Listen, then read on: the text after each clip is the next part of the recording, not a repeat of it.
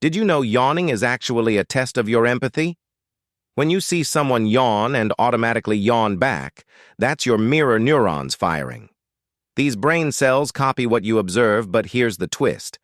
This only works in humans over 4 years old and animals with advanced social skills. Psychopaths and people with autism are significantly less likely to catch yawns. Their mirror neuron activity works differently, affecting their automatic social responses. Scientists now use yawn contagion as a way to measure empathy levels. The stronger your social connection, the more likely you'll catch that yawn.